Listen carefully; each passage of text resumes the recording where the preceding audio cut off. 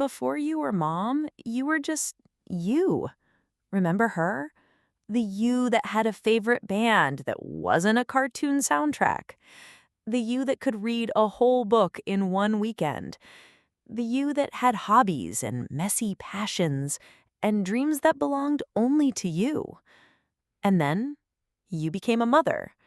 And in the beautiful, chaotic, all-consuming storm of creating a new life, another life seems to fade.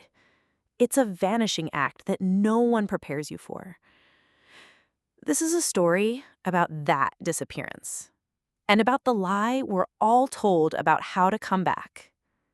Her name was Maya, and she loved her daughter Chloe with an intensity that reshaped her entire universe.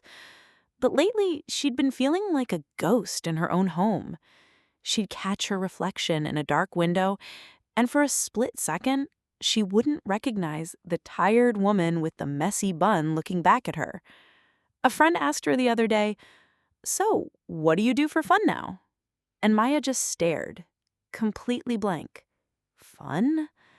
The concept felt foreign, like a language she'd once spoken fluently, but had long since forgotten. Her entire identity had been overwritten. Her search history was how to treat diaper rash instead of new hiking trails.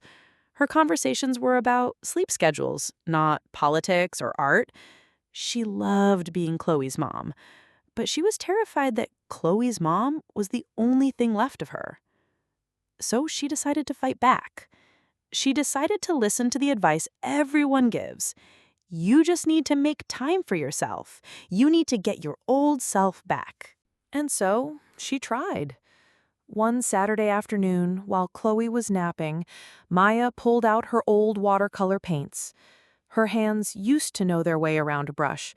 She set up her paper, mixed a deep indigo, and for a moment she felt a flicker of the old her. Then a cry from the baby monitor. The nap was over. The paints dried on the palette, untouched. The attempt left her feeling worse than before. A failure not just as a mother, but as the artist she used to be. A week later, she tried again. She put on her old running shoes, determined to feel the freedom of the open road she once loved. She made it 1 kilometer before her phone buzzed with a text from her partner. "Chloe has a fever. Can you come home?" She didn't hesitate, of course. But as she ran back, the rhythm of her feet on the pavement felt like a drumbeat of defeat. This is the lie of getting yourself back. It sets you up for failure. It frames your past self as a finish line you must cross again, but it doesn't account for the fact that your reality, your body, your time, your very soul has been fundamentally and permanently changed.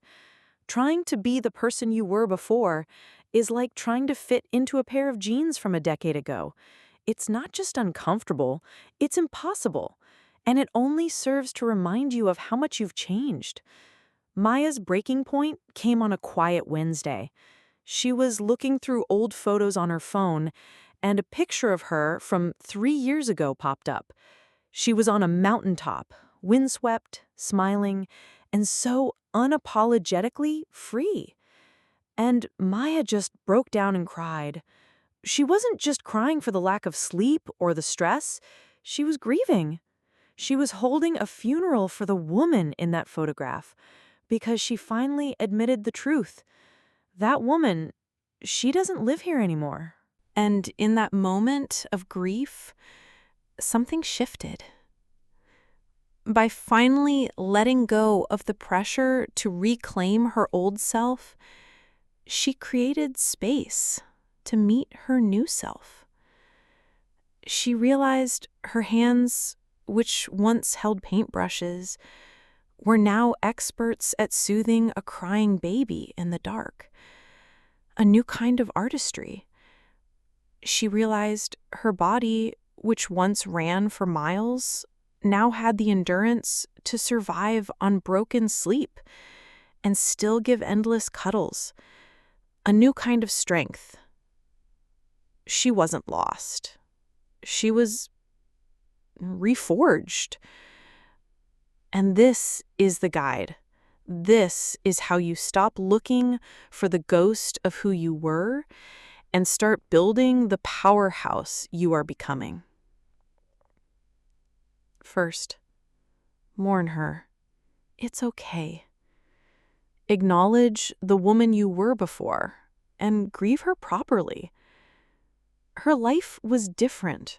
Her freedom was different. It's not ungrateful to miss her. It's human. Let yourself feel that loss without judgment. Second, take a new inventory. Stop listing what you've lost and start listing what you've gained. Not just the baby, but the new skills.